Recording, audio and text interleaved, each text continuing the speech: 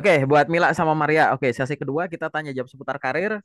Mila atau Maria nanti sambil jalan kalau ada pertanyaan boleh tanyain. Oke, tadi Mila dulu ya yang ada pertanyaan ya. Apa tuh? Kan tadi ada pengalaman organisasi, Pak. Mhm. Misalnya kami kan masuk organisasi tuh, tapi kami cuman kayak jadi eh, anggota aja, Pak. Itu gimana caranya kami taruh deskripsinya itu, Pak? Ya, oke. Pada saat kita ikut organisasi, boleh nggak ditulis di CV? Boleh. Organisasi yang boleh ditulis di CV, aku ulang lagi ya, boleh yang di dalam kampus, di luar kampus. Organisasi yang ditulis itu ada yang sifatnya itu boleh kamu masuk jadi pengurus, boleh jadi anggota, kayak gitu. Itu nggak masalah, kayak gitu. Tapi coba cari lagi, adakah kegiatan-kegiatan yang sifatnya tuh kamu jadi pengurusnya, bukan jadi pesertanya saja. Kenapa? Kalian berdua kan sama-sama fresh graduate, barusan lulus kan ya kalian ya? Gitu. Iya, Kalian Pak. kan fresh graduate, tapi kalian juga sama-sama job seeker kan? Gitu. Aku kasih trik nih. HRD atau user menilai fresh graduate itu bukan dari berapa banyak pengalaman kalian aja, itu nggak kayak gitu. Seorang lulusan baru itu kelihatan menarik apabila di dokumen dia bisa menyeimbangkan antara bobot akademik dan bobot non-akademik. Jadi kalau dari sisi akademik dan non-akademik ini seimbang, itu fresh graduate itu menarik sekali. Kayak gitu. Dari sisi akademik tuh ibaratnya, nih loh jurusan saya bagus, nih loh nilai saya tinggi, gitu. Dari sisi non-akademik, selama periode kuliah, saya nggak cuma sibuk kuliah saja loh. Nih saya sambil kerja, nih saya sambil usaha, nih saya sambil organisasi, nih saya sambil kursus, gitu. Itu akan sangat menarik. Kenapa? HR atau user akan mikir, ini anak nilainya tinggi sekali ya di jurusan ini. Misal di accounting tuh, ini anak tuh nilainya bagus banget ya. Tapi dia nggak cuma sibuk kuliah aja loh. Dia sambil sibuk ini, tapi nilai tetap tinggi ya. Ini gimana nih? Bagi waktunya jago banget ya. Nah, tahu kan akhirnya. Jadi menarik banget kayak gitu. Nah, atau sambil kuliah kalian kerja, ada bisnis pribadi, ada usaha, ada ini. Itu kan juga bisa. Jadi nggak bakal ditanya, loh kamu waktu kuliah kok nggak ikut organisasi atau kepanitiaan, kenapa? Ya karena aku membiayai kuliahku pakai pekerjaanku gitu. Nah sekarang balik lagi.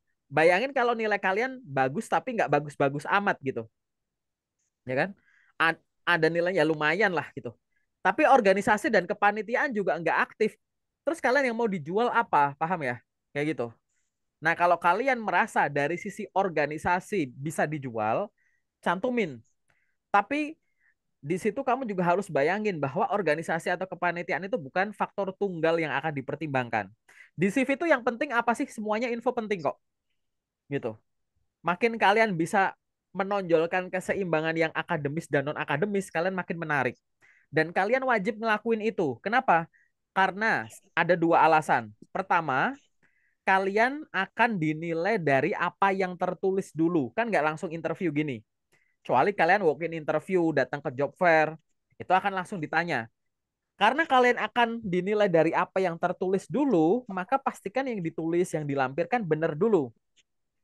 Yang nomor dua, suka nggak suka, kalian akan dibandingkan dengan kandidat lah lain.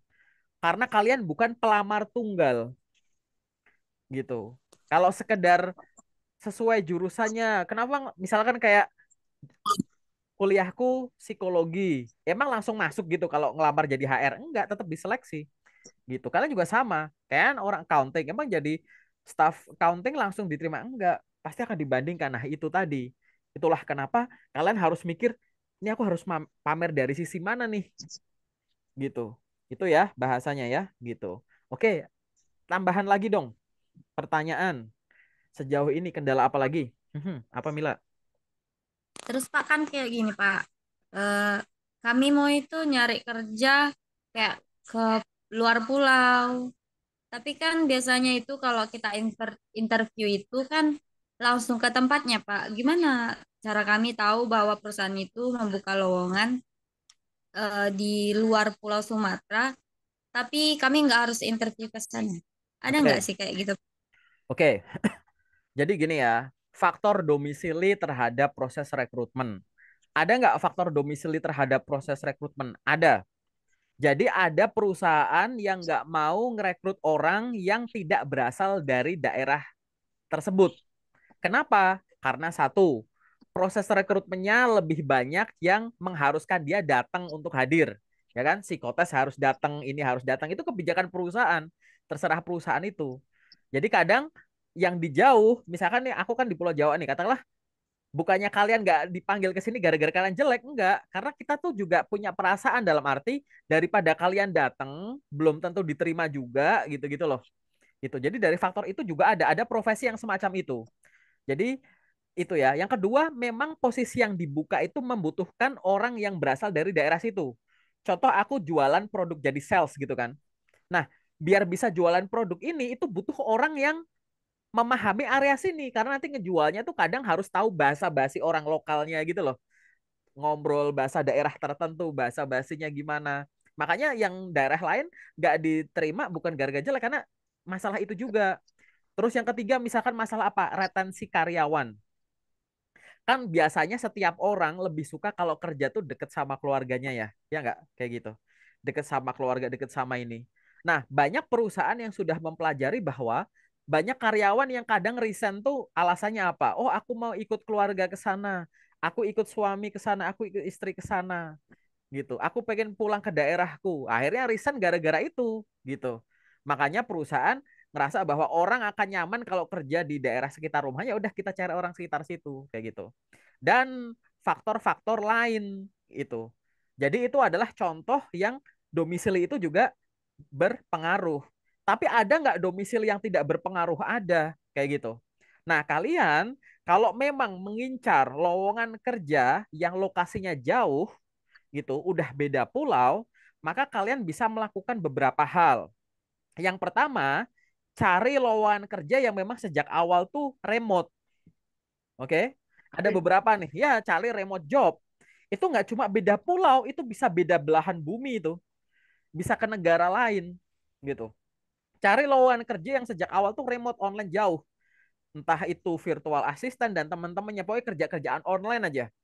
Biasanya kalau di job portal atau apa gitu ada sebenarnya website-website kerjaan remote yang memang jarak jauh ada. Tapi kalau misalkan mau pakai yang kayak Jobstreet, pakai LinkedIn itu bisa ada kata kuncinya tuh di profesinya tuh ada kata online, kalau nggak ada kata remote, kalau nggak ada kata virtual kayak gitu.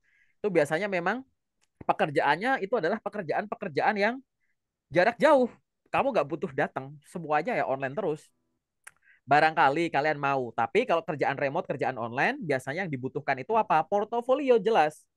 Gimana orang yang jaraknya jauh bisa percaya kalian mampu mengerjakan itu?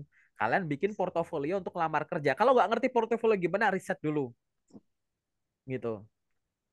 Kalau mau nyari di LinkedIn, kalau masih ingat sesi pertama tadi yang aku nyari HRD, kalian di kolom pencarian dalam tanda kutip tulis aja portofolio saya. Terus di enter di kolom pencarian. Diinget-inget ya aku ngomong apa ya. Tapi nanti ini tetap aku backup ke YouTubeku sih biar kalian bisa dengerin ulang. Jadi dikasih kutip di kolom pencarian portofolio saya, klik enter. Setelah itu kan muncul hasil pencarian. Yang paling kiri atas kalian filternya bagian post atau postingan. Jadi seolah-olah kayak kalian nyari postingan dengan kata kunci portofolio saya. Itu di kolom pencarian itu pasti yang keluar tuh portofolionya orang-orang. Jadi ada job seeker, ada orang-orang yang dia posting portofolio di beranda LinkedIn. Nah, itu kalian bisa lihat sebagai sumber inspirasi aja. Kayak gitu. Coba deh tangkap kata-kataku nanti sambil dipraktekin, tapi nanti prakteknya ya, kayak gitu. Jadi kalau online itu kayak begitu, bikin portofolio dan aktif di sosmed. Terus nanti kalian juga harus tahu cara nyari lokernya gimana gitu. Itu yang pertama. Yang kedua, kalau ngincer ngincer yang eh, profesi jarak jauh adalah coba cari lowongan kerja yang hybrid. Jadi kalau yang ini kan, ya kalau ini kan full WFH atau kerjaan remote kan yang tadi yang pertama. Yang kedua ini adalah yang sifatnya hybrid. Hybrid itu misalkan berapa hari di rumah, berapa hari ngantor.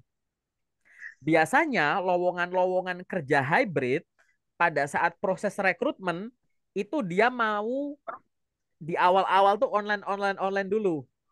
Biasanya mau dinego. Biasanya, walaupun nggak selalu ya gitu. Jadi biasanya online dulu itu mau, baru nanti kalau di tahap interview user atau di offering itu baru kalian datang gitu ada. Biasanya yang gampang dinego tuh dari sisi locker yang hybrid gitu.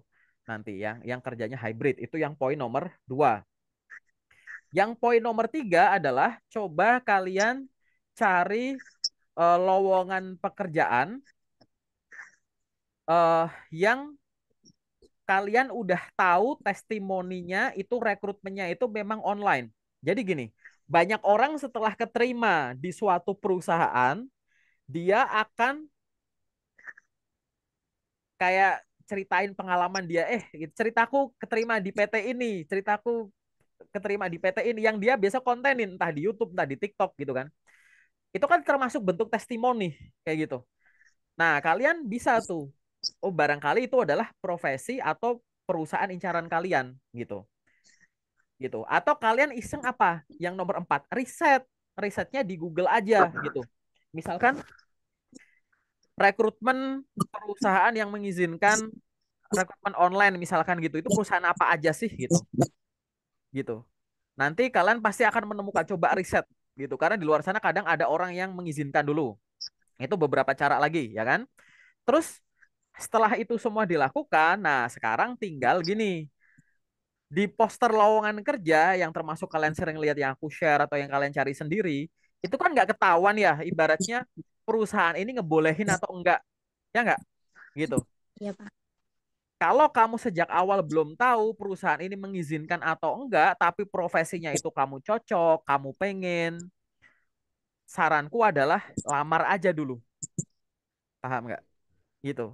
Kalau yang tadi sifatnya hybrid, sifatnya online itu kan udah ketahuan sejak awal bakalan online kan, atau kemungkinannya tinggi. Tapi kalau lihat info poster locker, misalkan kalian lihat ada lowongan kerja staff accounting, misalkan penempatannya di Jakarta, ya kan? Butuhnya kualifikasinya persis kayak kalian banget lah. Kalian ngerasa ini aku banget nih. Tapi di info lockernya tidak ada tulisan bahwa semua proses rekrutmen akan dilaksanakan di Jakarta. Nggak ada tulisan itu. Dan nggak ada juga tulisan di luar domisili dilarang. Ya kan? Kan biasanya kalau loker ada tulisan domisili sini, tapi itu juga nggak ada. Nah, kalau larangan-larangan syarat-syarat khususnya itu nggak ada, berarti apa? Layak dicoba. Coba aja dulu, gitu. Nanti makin kalian sering nyoba, nanti kan kalian gini, setelah kalian ngelamar-ngelamar kan dibiasakan kalian punya kebiasaan merekap ya, direkap di Excel atau Google Sheet gitu loh. Jadi dalam waktu, misalkan dalam waktu sebulan, aku bisa ngelamar berapa nih, misalkan 1.000 perusahaan. Dari 1.000 perusahaan yang dapat panggilan ke tahap selanjutnya berapa? Katakanlah 300. Dari 300 ini akhirnya yang lolos sampai ke interview itu berapa? Misalkan 100. Yang sampai offering berapa? 50. Dari 50 ini nanti akhirnya ada yang manggil lagi nggak? Nanti kan akan ketahuan. Misalkan ada yang gagal di tahap apa, kalian ketik di update di situ alasannya kenapa nggak mau tes online, nggak mau tes online. Nanti akhirnya ketahuan. Oh dari 1.000 lamaran yang ke tahap selanjutnya ada 300. Dari 300 itu 200 nggak mau aku dari jarak jauh. Yang 100 mau aku dari jarak jauh kayak gitu. Nah, yang mau jarak jauh itu hasilnya gimana? Oh, ternyata aku terhenti di interview. Oh, berarti aku harus belajar interview. Tapi nanti ke depan aku akan nyari loker kayak begini nih karena ini mengizinkan jarak jauh gitu loh. Paham ya? Kayak gitu. Tapi nanti misalkan kalian nih, kalian nyoba-nyoba terus, ingat ya, selama nggak ada larangan, kalian harus coba terus. Kalau udah nyoba terus, mungkin kalian akan merasakan gini. Tapi mungkin di sini ada yang udah ngerasain atau belum. Aku tuh selalu dapat panggilan, Kak, misalkan ke Jakarta, misalkan. Selalu dapat panggil ke Jakarta, tapi aku selalu terhenti kalau disuruh tes datang ke Jakarta gitu. Padahal itu aku udah sampai 20 kali tuh. Aku 20 kali undangan interview ke Jakarta gagal bukan karena setelah aku menghadiri interview, tapi karena aku nggak bisa datang gitu. Nah, kalau udah kayak begitu, mungkin pertimbangan kalian bisa dialihkan dalam arti apakah mungkin kalau kalian kan tadinya kalian nego terus tuh antara yang tadinya tesnya offline, kalian negonya ke online gitu kan. Nah, coba sekarang alternatif lain. Misalkan, apakah memungkinkan kalian datang dulu ke Jakarta, stay di rumah siapa, selama berapa lama, gitu. Karena ibaratnya, ini aku sejauh ini udah ada 20 nih yang undang ke Jakarta. Padahal kalian ngelamarnya seluruh Indonesia. Tapi kebetulan yang manggil terus tuh ke Jakarta mulu nih misalkan. Tapi aku nggak bisa lanjut gara-gara masalah datang terus nih. Nah, apakah kalian memungkinkan akhirnya datang stay dulu di Jakarta buat nanti kalau ada lagi biar kalian bisa datengin gitu. Tapi balik tadi, jangan cuma datang ke Jakarta hanya untuk satu interview gitu kan. Kan udah ngeluarin biaya lebih tuh. Tapi kalian dengan kepedean bakal ada banyak panggilan dengan kalian mendatangi daerah itu. Kenapa? Kayak yang tadi awal aku omongin. Ada banyak sekali faktor alasan kenapa yang dicari orang domisili situ. Kayak begitu. Cuman kan cara ini adalah disesuaikan yang aku ceritain dari awal sampai cara ini itu adalah cari remote dan lain-lain itu adalah cara termurah, datang ke suatu domisili itu adalah cara termahal lah ya menurutku ya, kayak gitu. Karena harus ngeluarin ada biaya transport, biaya ini, biaya tinggal, kayak gitu kan gitu. Nah, ini di sini kalian tinggal ukur sesuai dengan pengetahuan dan pengalaman. Kalian kalau misalkan di Pulau Sumatera, incer aja dulu 4 kota terbesar. 4 kota terbesar itu apa saranku? Medan, Batam, Palembang, Bandar Lampung. Incer aja itu dulu. Itu kan kota-kota terbesar dengan loker terbanyak kalau di Pulau Sumatera. Silahkan kalian incer di situ dulu. Bahasa aku yang sekitaran Medan aja tadi di sesi pertama ada ribuan orang belum terkoneksi. Silahkan connect. Kayak gitu. Termasuk nanti kalian connect sama HRD-HRD yang berada di domisili yang lagi kalian incar. Mila sama Maria pengen ke kota A, perbanyak kenalan sama HR di sana. Kalau udah kenal secara online, akrab, walaupun belum ketemu langsung, nego kan enak ya, gitu. Bu, saya pengen daftar di situ nih, tapi tesnya dibantu online dulu dong, Bu, gitu-gitu. Ngomong gitu bisa enak, udah kayak bestie sendiri, gitu. Jadi lebih leluasa gitu. Kalau enggak kan masih orang masih kurang gini. Tapi kalau udah enak secara online tuh kayak fleksibilitas akan muncul saat sudah ada keakraban gitu.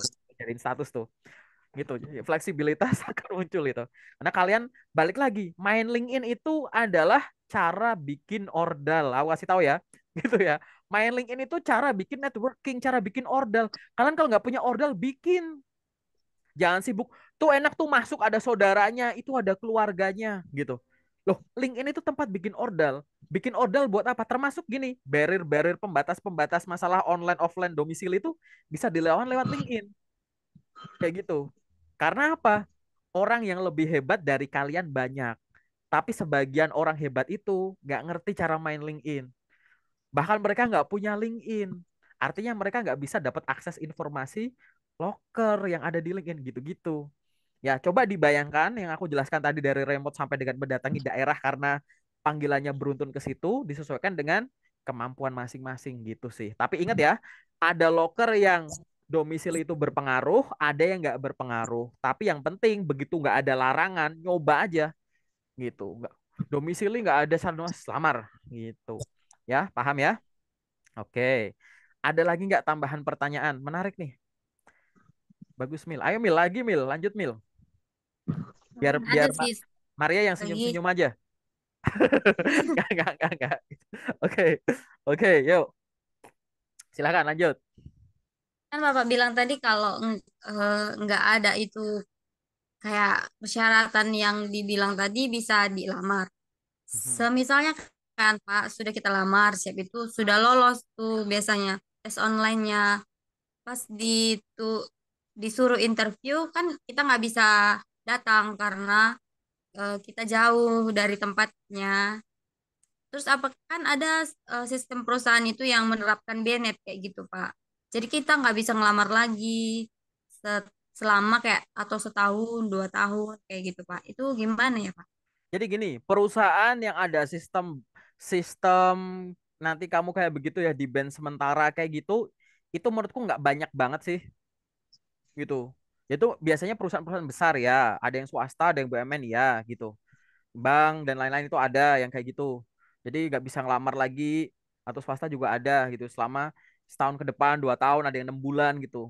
Jawabanku ya nggak masalah karena perusahaan itu ada banyak banget. Aku kasih tahu ya, di luar sana banyak perusahaan yang sangat terkenal, tapi karena kalian tidak di industrinya, kalian nggak tahu perusahaan itu, gitu. Kalau kalian ibaratnya kayak Pertamina, Bank BCA, terus Charon Pokpan, Japfa misalkan, Mayora, udah tahu kan ya nama-nama itu ya, gitu. Iya. Iya. Kamu tahu, aku kasih contoh yang kalian kayaknya nggak terlalu familiar. Tahu Land Industry nggak? Enggak, Pak. Land Industry. Padahal itu adalah holding perusahaan BUMN. Nggak ngerti kan? Itu perusahaan gede banget. Tahu Aruna nggak? Aruna. Tahu nggak perusahaan Aruna? Kayak Nggak tahu kan? Iya. Aruna itu perusahaan yang industrinya itu hubungannya sama ikan-ikan di Indonesia Timur itu super gede. Gitu. Nah ini contoh nih. Aku kasih contoh nih. Gitu. Kalian tahunya BUMN apa sih? Pertamina, Bank Mandiri, gitu-gitu. Land Industry itu mirip kayak main ID. Jadi kayak holdingnya gitu. Holdingnya BUMN tapi khususnya untuk pertahanan. Gitu. Land Industry gitu. Gitu. Ya kan ini contoh loh ya gitu. Jadi di luar sana ada perusahaan besar-besar banyak banget yang ngasih benefit banyak banget yang karena kalian tidak ada di industrinya kalian nggak familiar. Jadi kalau kalian kena ban ya slow aja. Jadi kayak pikirnya tuh ya aku bukan orang sebodoh itu sih, aku nggak segoblok itu kalau di ban ya udah sih tinggal ngelamar yang lain. Kayak nggak ada kantor lain aja gitu. Dipikir simpel aja. Persimpel cara mikir dan cara gerak. Udah, tuh kalian persimpel gini, ini pakai logika lagi. Kalau lapar makan, kalau haus minum, kalau ngantuk tidur, kalau job seeker ya nyari job. Urusan cocok atau enggak ya urusan mereka. Mau ngeblok atau enggak ya itu terserah mereka. Tugasku tinggal nyari apply gitu. Simple, jangan jadiin beban dengan cara di blacklist kayak begitu. Oke? Di Oke, Pak. ban sementara sih bukan blacklist. Oke, tanya lagi. Mila, Maria juga Oke. boleh deh. Ayo tanya, kalian kan punya kendala apa nih sejauh ini? Gitu. Itu, Pak. Tentang cara bedain pialang itu kayak mana, Pak? Oh, oke. Ntar, ntar, Orang ntar ya. Ya, aku harus garis bawahi kalau bahas ini ya. Gini, aku kasih tahu dulu biar kalian nggak salah. Lowongan pekerjaan itu ya, itu ada mau kalian ngelamar lewat manapun, ya, mau lamar lewat manapun, lewat LinkedIn, website apa, selain kalian harus jago menemukan lowongan kerja yang sesuai, kalian juga harus jago membedakan lowongan kerja asli dan lowongan kerja palsu. Oke?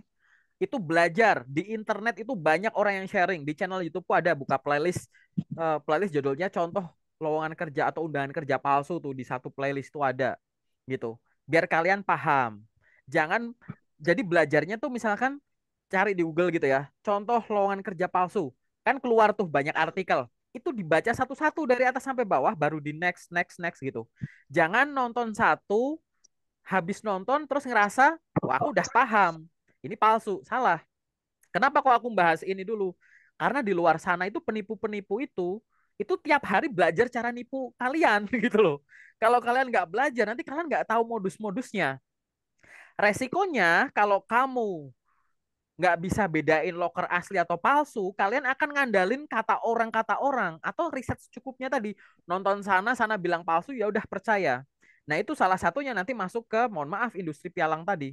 Lowongan pekerjaan pialang, selama perusahaan pialang itu terdaftar di Bapepti, itu asli perusahaannya. Terlepas nanti di dalamnya ada oknum-oknum, kayak yang testimoni-testimoni di internet ya, yang kerjanya nggak bener, gitu, itu beda lagi tuh, paham nggak? Gitu. Sama kayak lembaga keuangan. Kalau lembaga keuangan kan diawasi sama OJK, gitu kan? Nah, kalau lembaga keuangan diawasi sama OJK, nanti ada lembaga penjamin simpan dan lain-lain itu lah lembaga keuangan yang asli resmi gitu. Nah, pialang kalau terdaftar di Bapepti itu asli itu resmi. Tapi di luar sana kok banyak orang yang ngasih testimoni gini gitu. Makanya kamu gali dulu. Karena ada juga mungkin pialang yang palsu kayak gitu. Tapi nanti kamu harus bisa bedainnya gini. Ini pialang asli atau palsu? Yang pertama, karena kamu nanya pialang, ya kan? Ini pialangnya itu resmi atau enggak? Yang kedua, kamu nanya sama dirimu sendiri. Bisnisnya pialang tuh kayak begini loh. Nah, kamu suka suka sama model bisnisnya enggak? Kalau enggak ya sudah, paham enggak? Kayak gitu. Tahu ya? Jadi kan kalau kamu misalkan Aku tuh nggak suka, misal gini, aku nggak suka industri manufacture. Ibaratnya kalau nggak suka industri manufacture kan mau manufacture-nya asli atau palsu, kamu enggak kan gitu. Nah itu kan tanya di masing-masing pribadi ya gitu. Tapi at least jangan sampai salah membedakan yang kayak tadi. Ini aku ceritain dulu nih gitu ya. Oke, karena aku sering ditanya soal ini gitu. Kak, gimana cara kita menghindari pialang? Ntar dulu. Kamu harus paham dulu bahwa pialang itu ada pialang asli, ada pialang palsu gitu. Yang asli yang diawasi Bapepti. Tapi kan akhirnya pertanyaan kedua aku ulang lagi. Kamu tuh suka nggak bisnisnya perusahaan pialang itu yang menawarkan produk ini? Kalau nggak suka ya sudah, singkirin aja gitu. Tapi nanti kan kita ada nama, kalau ada loker gimana cara tahu itu perusahaan apa? Lo kan kalau lihat loker yang kalian cari apa? Nama perusahaannya dulu kan. Begitu ngelihat nama perusahaan kan googling dulu. Ini perusahaan apa? Kalau googling nggak ketemu, cari di sosmed mana. Kalau tahu tanya sama orang, tanya sama aku, tanya sama grup loker, mungkin kalian tanya siapa gitu. Paham ya? Gitu. Bedakan ya loker asli sama palsu dan kalian pengen punya passion di industri itu atau enggak itu dibedakan. Kayak gitu ya, Maria ya. Oke. Ayo ada pertanyaan lagi enggak? Terus lanjut aja. Apalagi sejauh ini yang kalian masih bingung? Eh, aku kalau enggak aku yang nanya satu deh. Maria sama Mila masing-masing. Kalian paling jauh udah pernah tes sampai ke tahap mana? Paling jauh. Masih kalau aku masih Administrasi, Pak. Kenapa? Administrasi. Apa ada yang sampai interview? Atau sampai offering? Sampai mana? Paling jauh kamu sampai tahap mana kalian? Administrasi, Pak. Seleksi administrasi, Maria berarti belum pernah sampai interview. Psikotes ada yang pernah sampai psikotes nggak? Belum, Pak. Belum. Mila udah belum? udah Pak. Udah. Interview pernah belum Mila? Belum Pak. Belum. Nah, gini, tahap kalian berdua ada kesamaan, yaitu belum pernah lolos sampai tahap interview. Kalau belum pernah lolos sampai tahap interview, yang perlu diperbaiki adalah cek ulang dokumennya. Satu, udah bener belum cara bikinnya? Oke, cara bikinnya dulu. Dokumen, aku nggak ngomong CV ya, tapi dokumen. Karena dokumen itu apa? Nggak cuma CV. Kalian harus punya lamaran, CV, ijazah, transkrip, sertifikat, foto formal, portofolio, dokumen pribadi yang dibuat dengan benar dulu. Ada yang dibuat dari awal dengan benar, ada yang di-scan dengan benar, ada yang di-print dengan benar. Oke? Bener dulu cara bikin dokumennya. Setelah dievaluasi bener cara bikin dokumennya, selanjutnya tahap kedua adalah bener cara pakainya. Nanti di sesi setelah ini kan kita akan review dokumen kan ya, review CV lah gitu. Nah itu biar tahu nih cara bikinnya udah bener belum. Setelah itu kan kita akan pakai kan, cara makainya itu gimana? Anggap aja CV dan lain-lain kamu udah pegang. Setelah itu cara pakai tuh gini. Cara ngirim ini via email udah bener belum sih? Cara ngirim ini via LinkedIn udah bener belum sih? Cara ngirim ini via Jobstreet, Glints, kita lulus udah bener belum sih gitu? Paham ya? Gitu. Karena dokumen itu harus bener cara bikin dan cara pakainya. Cara pakai itu termasuk tadi cara ngirim lewat masing-masing platform udah bener belum? Yang kedua apa? Intensitas ngirim. Teman-teman di grup lokerku itu sehari rata-rata 20 sampai 30 lamaran kerja every day. Jangan sampai kalian hari kerja ngirim banyak, hari libur ikutan libur. Jangan sampai hari ini ngirim 50, besok ngirim 3, besok 0, besok 20, besok 2 gitu. Kalau lagi mood banyak Kak, kalau lagi nggak mood nggak. Tergantung yang lewat Kak. Kalau dapatnya cuma ini ya debut begini. Kasih tahu, aku fresh grade tahun 2015, aku bikin target. Sehari itu aku ngirim 70 minimal. Jadi waktu itu aku netapin angka. Jadi waktu itu gini, aku kasih ideku ya. Waktu itu aku mikir gini, aku kan nggak ngerti kemampuanku ngirim itu berapa banyak kan. Karena waktu itu aku nggak cuma ngincer bidangku, aku nyari loker semua jurusan. Singkat cerita, dalam waktu sehari itu aku bisa 70 lamaran. Akhirnya aku mikir gini, mulai besok dan seterusnya, aku sehari minimum 70. Kalau belum 70, aku nggak tidur gitu. Akhirnya kayak begitu tuh. Dengan sombongnya fresh grade namanya kan. Cuma bertahan selama 2 minggu doang, setelah itu nggak kuat aku. Tapi gara-gara itu, dalam waktu 2 minggu, aku ngirim lamaran tuh hampir 1.900 sekian. Karena waktu itu di pikiranku apa? Aku ngerasa aku punya teori gini, kalau dokumennya bikinnya benar, ngirimnya benar, makin banyak jumlah yang dikirim, makin banyak panggilan. Aku tuh waktu itu kepikiran gitu. Nah, ternyata selama 2 minggu aku 900 sekian lamaran, ternyata apa? Di minggu ketiga nggak ada yang manggil. Gitu. Aku tuh udah down gitu. Wah, percuma aku ngirim sampai 70 ya nggak ada yang manggil. Aku udah mulai pesimis tuh. Percuma dokumen bener ngirim banyak-banyakan nggak ada yang manggil. Ternyata di minggu keempat, kelima, keenam, selama 3 minggu, panggilan ke tahap selanjutnya, entah itu psikotes atau interview itu berapa? 52. Sehari itu aku dapat 3 sampai 4 panggilan tes. Dan semua yang aku lamar tuh yang tulisannya semua jurusan. Dari situ akhirnya sampai dengan detik ini aku selalu ngomong, kalau kalian punya dokumen bener cara bikinnya dan bener cara makainya tadi, makin banyak kalian ngirim panggilannya pasti cepat lambat makin banyak. Pasti itu. Nah, masalahnya tadi kalian udah ngelakuin itu belum? Nanti ya di sesi setelah ini kan aku bedah CV kalian doang. Nanti setelah CV kalian aku bedah, tolong kirim balik ke aku sambil lampirin dokumen lain. Lamaran, CV, jasa, transkrip, sertifikat apa-apa gitu. Dokumen pribadi sekarang nggak jadi satu PDF. Kirim ke aku. Nanti aku lihat lagi. Nanti kalau udah oke, dokumen kalian udah bener semua nih. Setelah itu apa? Tinggal kalian pakai. Termasuk pakai apa? Sosmed. Ini tuh sekarang zaman-zaman era digital, sosmed. Zaman dulu kalian nggak aktif di sosmed, nggak masalah. Zaman sekarang sosmed itu tidak cuma buat keluarga, bestie, circle aja, atau buat ngepoin orang, cuma buat hiburan. Tapi kalian tuh mindsetnya udah harus gini.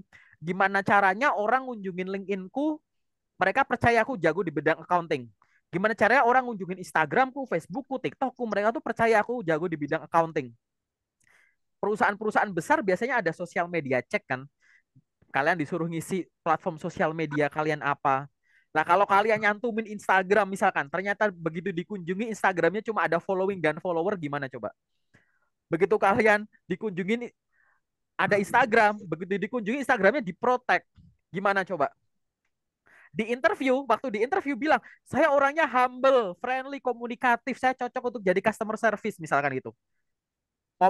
Interview ngomong komunikatif, dilihat di sosmednya, itu postingannya tuh siapa pemandangan. Dia aja nggak berani nyantumin wajahnya dia sendiri. Gimana ngomong sudah terbiasa komunikasi dengan banyak orang, komunikatif, yang kamu klaim di interview, kamu bantah di sosmedmu, gitu loh. Gitu. Nah, hal-hal semacam itu jangan sampai terjadi. Makanya kemarin kalau siapa ya, Pak Maria apa Mila, aku sempat nanya, coba kirimin dokumen sama sosmed kalian, itu nanti sekalian di review gitu. Tapi nanti aja nggak apa-apa sambil jalan gitu. Gitu. Nah, itu kalian harus lakukan itu. Reputasi di sosial media itu kadang yang bisa menghasilkan tadi. Gini ya, pertama kan yang kalian cari kan nyari info locker, ya kan? Kalau nyari info locker itu udah nggak ketemu, yang kalian cari bukan lockernya, tapi apa? HRD atau usernya kan? Kalian kalau ngirim lamaran di via email, kan yang di balik email itu kan pasti manusia kan? Ya nggak? Gitu. Di balik akun Jobstreet, di balik akun Glints, di balik akun LinkedIn, itu kan manusia juga kan? Gitu. Jadi kalau nggak ada locker, ya cari orangnya. Kalau zaman dulu di dekat rumahmu ada perusahaan, nggak lagi buka locker. Orang-orang ngapain? Ngeprint lamaran terus ditaruh di security kan, dititipin ke security kan. Kenapa kok sekarang kamu nggak ngelakuin itu tapi versi online? Ada perusahaan dekat rumahmu, buka locker nih.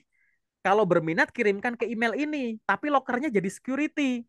Padahal kalian pengen jadi staff accounting. Caranya gimana? Ngelamar jadi staff accounting? Ya bukan. Itu kan ada email. Kenapa kalian nggak nanya ke email itu?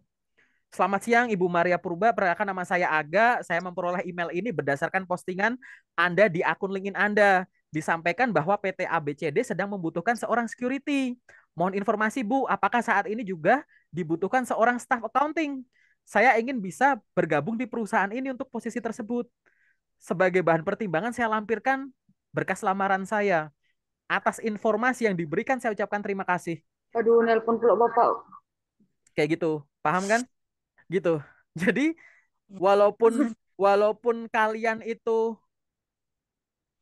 ngelihat info locker, posisi yang dipengen itu nggak ada, selama ada alamat email, nanya gitu.